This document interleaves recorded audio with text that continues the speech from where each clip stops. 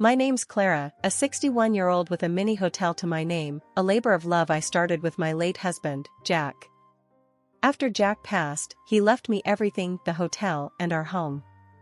It's been my world for over 20 years. I take pride in greeting every guest, tackling every issue that pops up, and I do it all while living just a short walk away. My son, Mark, and his wife, Sarah, live with me, a decision we made 5 years back when they tied the knot. Mark's a sales manager at some construction outfit, a job he clings to while my dream of him taking over the hotel business fades daily. He's just not into it, no matter how much I hint or outright push the idea. One overcast Tuesday, the air in our home was as heavy as the clouds outside. I was in the kitchen, the smell of fresh coffee mixing with my frustration. "Mark, Sarah, breakfast," I called, not expecting much of a response. They stumbled in, bleary-eyed, Sarah glued to her phone and Mark looking like he'd rather be anywhere else. "Got anything besides eggs?" Sarah mumbled, not looking up.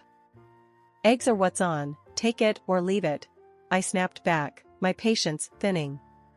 Mark shot me a look, a silent plea to keep the peace. "Mom, can't we just have a morning without the snark?"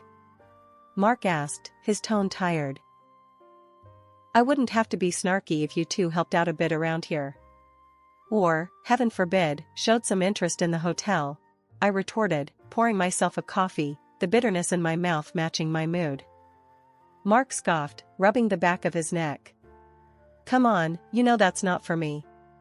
And Sarah, well, Sarah is busy." "Busy?" I laughed, a harsh sound even to my own ears. "Doing what, exactly? Your generation's got some funny ideas about work." Sarah finally looked up, her eyes narrow. "We're not all cut out for the hospitality circus, Clara. I've got my own things going on." I set my cup down, harder than I meant to. "Hospitality circus? This circus is what's kept a roof over your heads and food in your bellies. All I'm asking for is a bit of respect and maybe a hand once in a while." Mark stood, his chair scraping against the floor. "We're not having this fight again. I'm off to work." He kissed Sarah on the cheek and gave me a wide berth as he left. Sarah, unfazed, returned to her phone. "I'll be out today too. Don't wait up." As the door slammed behind them, I was left alone in the silence. Their indifference stung, a constant reminder of the chasm between my dreams for us as a family and the reality we lived. I sighed, my anger giving way to a heavy sadness. The hotel, my passion, was a solo act, and my hopes of sharing it with Mark felt more foolish by the day. I wondered what Jack would say if he could see us now, his legacy a source of tension rather than unity. But as the day began, guests awaited, and problems needed solving. I straightened my back, my resolve firming. This hotel was my life's work, and I'd carry on, with or without their help. After all, tough love was still love, and I had plenty of that to go around even if it came with a side of tough words. One evening, as I tried to manage the hotel's bookings and prepare dinner simultaneously, Alex waltzed into the kitchen, his phone glued to his ear. He was laughing about something with a buddy on the line, completely oblivious to the chaos around him. "Hey, Mom, what's for dinner?" he asked, ending his call, but not offering to lift a finger to help. "Stew," I replied shortly, my patience wearing thin. "Could use a hand here, you know." Alex smirked. "Oh, come on, you've got it under control. Besides, Sarah's not feeling up to cooking these days." That much was clear. Sarah hadn't lifted a spoon in weeks, much less contributed to any other aspect of our shared lives. It wasn't just about the cooking, it was everything, the cleaning, the bills, the endless list of tasks that kept our lives running smoothly. "Speaking of Sarah," I ventured, trying to keep my voice even, "it'd be nice if both of you could help out a bit more around here. I'm not as young as I used to be, you know." Alex's expression soured. "Really, Mom? We're guests in your house. Don't start with us." "Guests?" The word tasted bitter in my mouth. "Guests don't stay for 5 years, Alex. Guests help out, they respect the house rules. He scoffed. Rules? What are we, kids? Look, we're comfortable the way things are. Why change anything? That's when Sarah walked in, her timing impeccable as always. Change what? She asked, eyeing us both warily. I turned to her, my resolve firming. I was just telling Alex here that I could use some help around the house. And the hotel too, if you're up for it. Sarah laughed, a harsh sound that made me wince. The hotel? You're joking, right? That's your thing, not ours. We've got our lives to live. Their lives, I thought bitterly. As if the business that kept a roof over our heads and food on our table was just a hobby of mine, not a lifeline for all of us. I'm not asking for much. I pressed on, feeling the anger build. Just some basic decency. Respect. A bit of help. Is that too much to ask from my own son and his wife? Alex's face hardened. Decency? Respect? You're making it sound like we're freeloaders. If the shoe fits, I muttered under my breath, immediately regretting it as Alex's face went red with anger. What did you just say? He snapped, stepping closer. I stood my ground, tired of walking on eggshells in my own home. You heard me. I can't keep doing everything alone. This isn't just a place for you to crash. It's my home, my business. I poured my life into it. Sarah grabbed Alex's arm, pulling him back. Let's not do this now, she hissed, shooting me a glare that could freeze boiling water. We'll talk about this later, Clara. When you're not so emotional. Emotional. As if my feelings were just an inconvenience to them. They stormed out of the kitchen, leaving me alone with the bubbling stew and my swirling thoughts. The rift between us had grown too wide to ignore. I knew then that something had to give. I couldn't let them walk all over me, not in my own house. But as I stood there, listening to the silence that followed their departure, I couldn't shake the feeling of dread. Where would we go from here? How did we even start to mend what had been broken so carelessly? Months rolled by, the same old routine grinding me down. One night, I had it up to here with the whole situation. So, I figured I'd give talking another shot, hoping maybe, just maybe, things would change. Alex, Sarah, we need to talk, I said, standing in the living room with my hands on my hips, staring at them lounging on the sofa, eyes glued to the TV. What's up, Mom? Alex asked, not taking his eyes off the screen. It's about helping out around here. I'm not getting any younger, you know. I could really use some help with the house, and the hotel. I tried to keep my voice steady, but I could feel the frustration bubbling up inside. Sarah rolled her eyes, a smirk playing on her lips. Oh, come on, Clara. You've got everything under control. Why change anything now? Yeah, Mom, you're like Superwoman or something. Besides, we're kinda busy. Alex chimed in, laughing as if the matter was just a big joke. That laugh of his, it was like a punch to the gut. Busy? Doing what? Watching TV?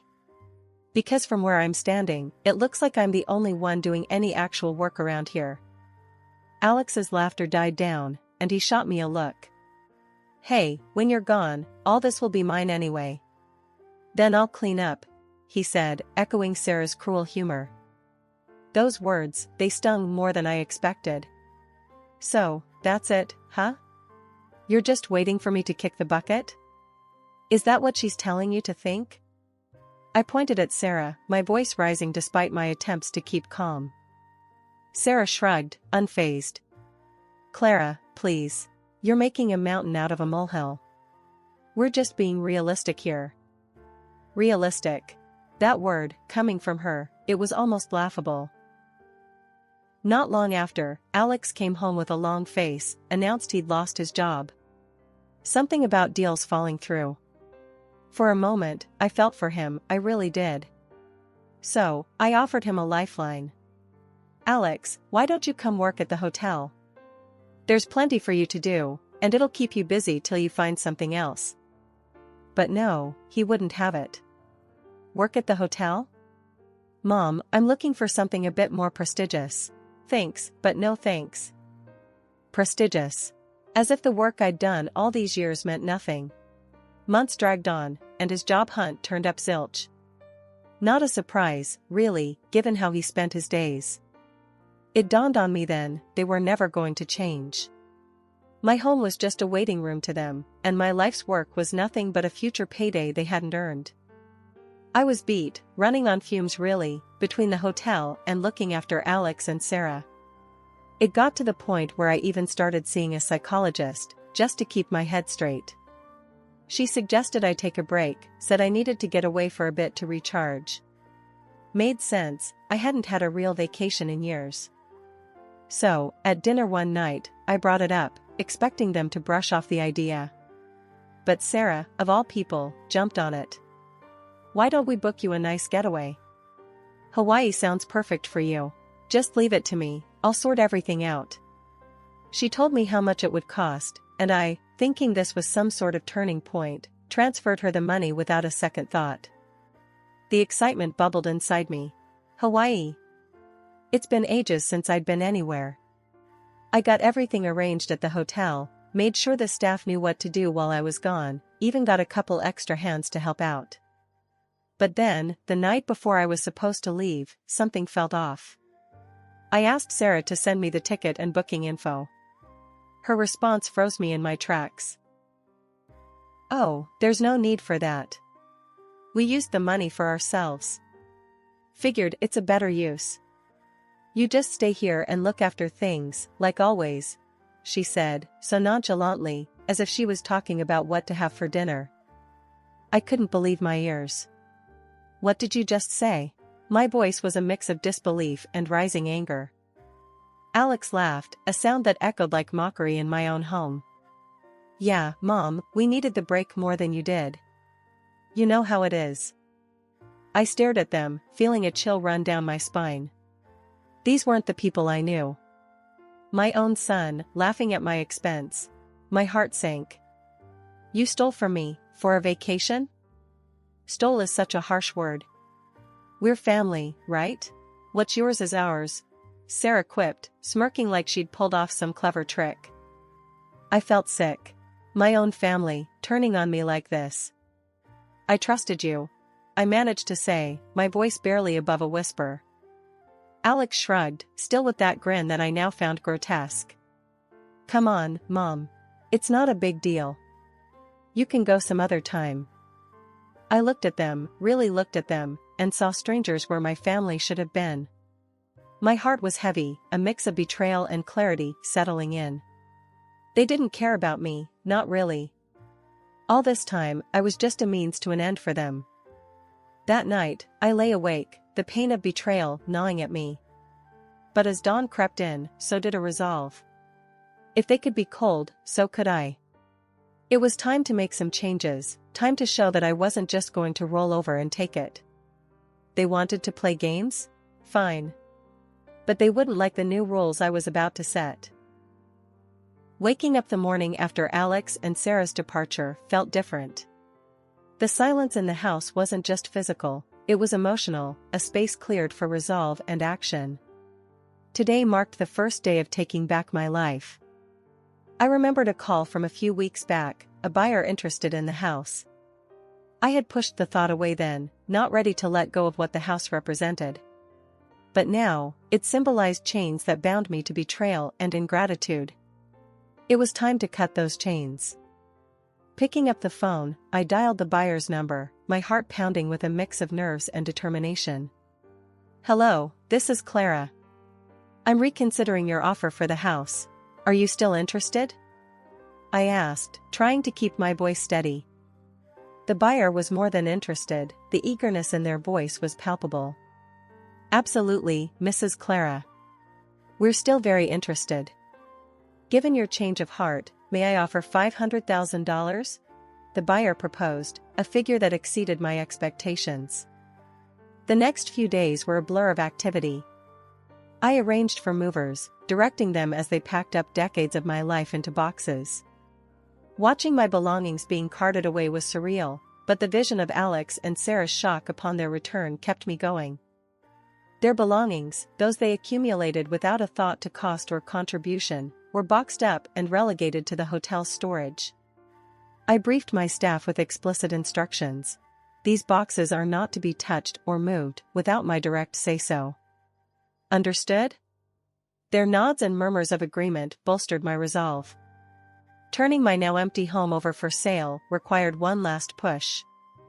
I enlisted the help of the maids from the hotel, guiding their efforts to polish and preen each room until it sparkled. The house, devoid of my presence, was ready to find a new owner. The sale concluded swiftly, the house no longer mine within 3 days. But I wasn't done yet. With the weight of my old life lifting, I decided it was time for the vacation I was denied. Miami beckoned with promises of sunshine and solace. I booked myself into a seafront hotel, indulging in the kind of luxury I had always denied myself. At the airport, I felt a surge of freedom. My phone, usually so crucial to my daily existence, was turned off and tucked away. No disturbances. This time is mine, I whispered to myself, a mantra for the journey ahead. As the plane soared into the skies, my thoughts drifted to Alex and Sarah. I imagined their return, the confusion and realization dawning on them as they found the house sold, their belongings boxed and stored, their safety net gone. Would they understand the lesson here? Would they finally see the value of respect and contribution? For the first time in a long while, I smiled genuinely, the weight of years of servitude lifting off my shoulders. This vacation wasn't just a break, it was a declaration of independence, a reclaiming of my dignity and my future. And it was only just beginning. Switching on my phone as I settled into the Miami sun, I braced for the onslaught of notifications. Missed calls and texts from Alex and Sarah lit up the screen, a digital testament to the chaos I'd left behind. Instead of wading into that mess, I dialed my hotel, connecting with my trusted assistant, Jenna. "Hey, Jenna, it's Clara. Give me the scoop. How did the welcome party go for our esteemed guests?" I asked, a smirk playing on my lips as I envisioned the scene. Jenna's laughter greeted me. "Oh, Clara, you missed a show." They showed up, bewildered and fuming, dragging their luggage behind them. I played it cool, told them you were out but had left some belongings for them. I chuckled, imagining their confusion turning to disbelief. "And the storage bill? How did that go down?" Like a lead balloon, Jenna recounted with glee. Alex tried to puff up, claiming ownership of the hotel, saying they wouldn't pay. I almost laughed in his face. I told him, "Sir, without payment, I'm obliged to call law enforcement for attempted theft." You should have seen him scramble for his wallet. I laughed openly now, picturing Alex's indignation. And the room? Did they actually think they'd just waltz in and get a room? Oh, they did. Alex, with all his bravado gone, sheepishly asked for a room. I quoted them the special family rate of $10,000 per night. The look on their faces, Clara, I wish I had taken a picture. Alex turned red, and Sarah's mouth snapped shut so fast I heard it. Satisfaction coursed through me. Brilliant, Jenna. And when they left, what then? Did they say where they were going? Jenna hesitated, her amusement fading a tad. No clue. They just stormed out, cursing under their breath.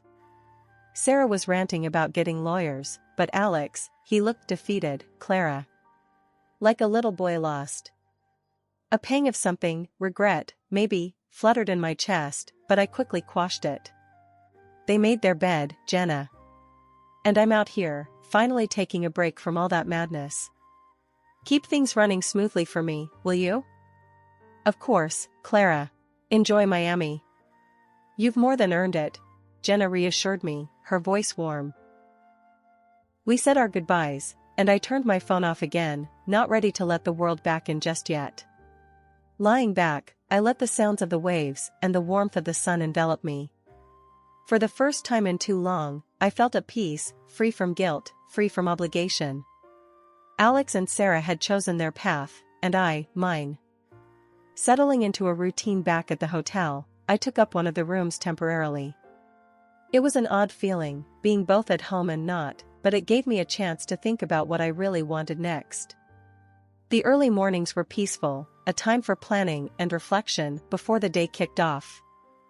One morning, not long after I'd returned, my phone rang with a ferocity that only Alex could muster.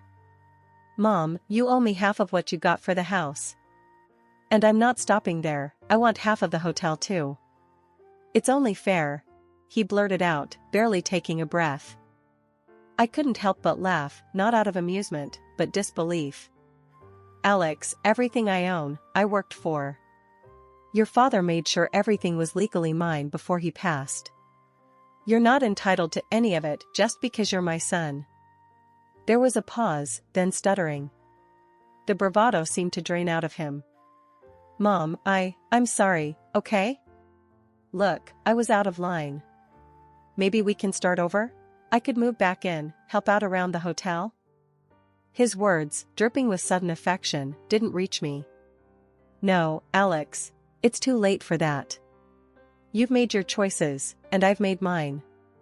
We're better off going our separate ways." The line went dead. I knew then I'd turned a corner. There was no going back, only forward. 3 months of peace and hard work later, I found myself signing the papers for a new house in the same area. It was a fresh start, a place I could truly call my own without the shadows of past resentments. The house was perfect, nestled in a quiet neighborhood, with just the right amount of space for me, and none for unwelcome guests. After buying a house, I decided to change something in my business. The first order of business was a staff meeting. Gathering everyone in the cozy lounge of the hotel, I could see the curiosity in their eyes. They'd been with me through thick and thin, and I owed them my new vision. "Morning, everyone. I want to talk about some changes," I started, my voice steady. "First, thank you. Without your support, I couldn't have taken the time I needed. Now, I'm back, and it's time we take this place to the next level." Murmurs of agreement and nods filled the room. Encouraged, I continued. "We're going to renovate. Update the rooms, the lobby, even the exterior. But it's not just about the physical changes. I want us to be the best small hotel in town, known for our service and warmth." Jenna, always my right-hand woman, smiled. "Sounds fantastic, Clara. We're all in. What do you need from us?" "Enthusiasm, ideas, and hard work. We're going to brainstorm ways to improve guest experiences, streamline our operations, and maybe even expand our services. Think outside the box," I encouraged them, feeling a buzz of excitement in the room. As the meeting wrapped up, I felt lighter than I had in years. The team was invigorated, full of suggestions ranging from eco-friendly initiatives to community events. It was exactly the kind of energy I'd hoped to inspire. After the whole ordeal, I made a big decision: to change my will. Everything I worked for, every brick laid in that hotel, and every penny saved for the house, wasn't going to be wasted. I decided it would all go to a charitable foundation, something that would make a real difference. I had my lawyer break the news to Alex, figuring it was better coming from him than me. The reaction was immediate. Alex showed up at the hotel, his face a mix of anger and desperation. "Mom, this can't be right. The lawyer said you're cutting me out completely? That can't be what you want." I looked at him, really looked at him. "Alex, it's exactly what I want. I've given you every opportunity to be a part of this, to be part of something bigger. You chose a different path." He was pacing now, running his hands through his hair. "But we're family. You can't just leave me with nothing. Sarah and we're struggling here." "That was your choice, Alex. I'm offering you a way to work for what you need. A job at the hotel, $4,000 a month, and a room if you need it for $75 a night. It's more than fair." His face twisted in indignation. "Work? Like some entry-level grunt? No way. I deserve more than that." I sighed, a deep, weary breath. "Then you're on your own, Alex. I can't help someone who won't help themselves." He stormed out, and that was that. Later, through the grapevine, I heard Sarah left him after finding out the inheritance was a no-go. I felt a pang for him, I won't lie, but he needed to face his own music. Now, it's just me, my hotel, and my peace. I've found joy in the little things, in the quiet mornings, and the bustling days at the hotel. I've got my health, my friends, and a community that respects me. Alex, well, I hope one day he finds his way, learns the value of hard work and maybe, just maybe, understands why I did what I had to do.